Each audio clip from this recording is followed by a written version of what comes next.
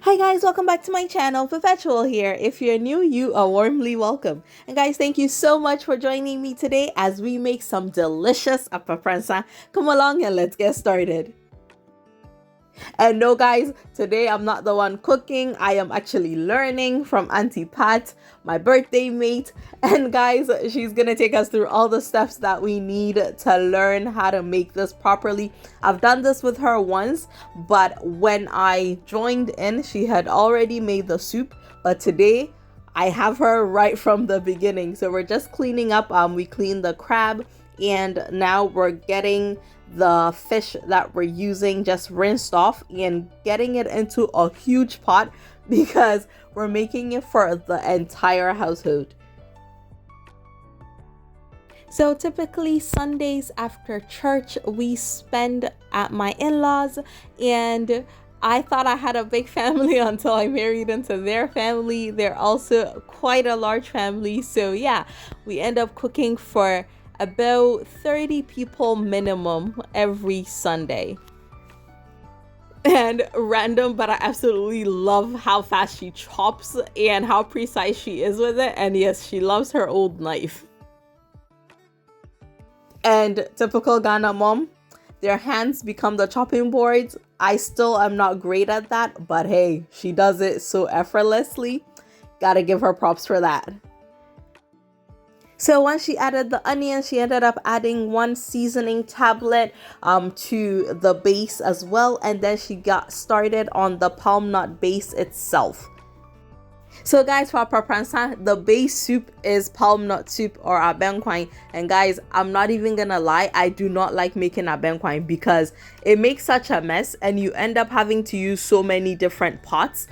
But it is what it is. We're getting just the liquid that we've strained multiple times into our soup. We're gonna cover it up and then we're gonna allow it to cook for a few minutes.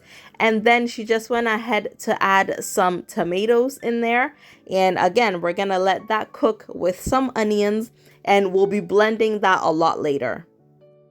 And so at this point, she is smoking her prekese because you need to let those flavors really come out. Guys, I absolutely hate prekese in anything, but I'm not the only one eating it. So we're adding a few. After roasting it, you get it into the soup.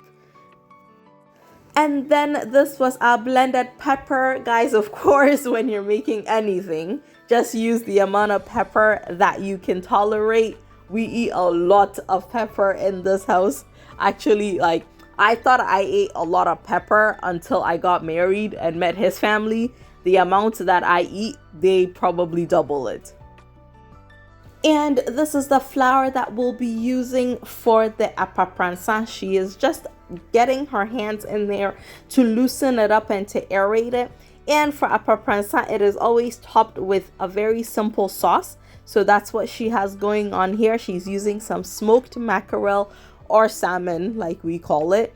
And you want to go back and be checking on your soup as well. One thing that she did tell me about making soup for Apapransa is that you need to make sure that you're using plenty momone. Like momone ni nkomu pa. She kept emphasizing that because it gives it so much flavor. And so for the sauce that we're using as a topping, just very simple. We're using some palm oil, some smoked salmon. You can use any fish that you want. We're gonna end up adding the crab in there as well, and some veggies, and then you just season it according to your personal preference.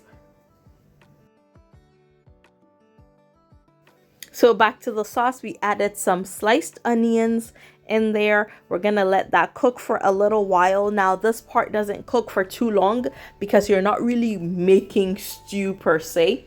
Anyway, we had just gone ahead to blend the tomatoes and the onions that was in the soup and poured that back into the soup. And then for the sauce, we've added some tomatoes as well, and we're gonna allow both of them to cook. And then once the soup is done, we're going to go ahead and start adding our flour in there. You're going to do it in bits. It helps if you have two people doing it, if you're doing a large portion. So Auntie Pat is actually stirring it. and she has someone else pouring the flour in there for her. Again, it's just easier to do it that way. Now, one other thing that she did mention is the fact that Aprapransa will thicken up once it cools down. So when you're making it, you want it slightly softer than your desired end result, like your desired consistency, so that when it cools down a bit, it does not become rock hard on you. And yes, we had to taste it. And then she went ahead to add some beans to it. I missed her actually pouring the beans into it, but cooked beans just to add color, additional flavor. It is optional. The first time that we made it, we did not put any beans in there, but today she did. And guys, that is it. We're gonna start serving it. Like I said, we are serving a whole bunch. So she started portioning it out for the ones that needed to go out. So you scoop your Aprapransa and then you get your sauce on it with some crab and some of that salmon or whatever fish you end up using, and add a little bit of the tomato sauce as well. And guys, that is it. It is absolutely delicious. And my loves, if you enjoyed this video, please be sure to give me a thumbs up, and remember to tell a friend about my amazing channel, and I will see y'all again very soon. Thank you all so much for coming along with me on this delicious journey. Guys, I will see you soon. Take care. Bye.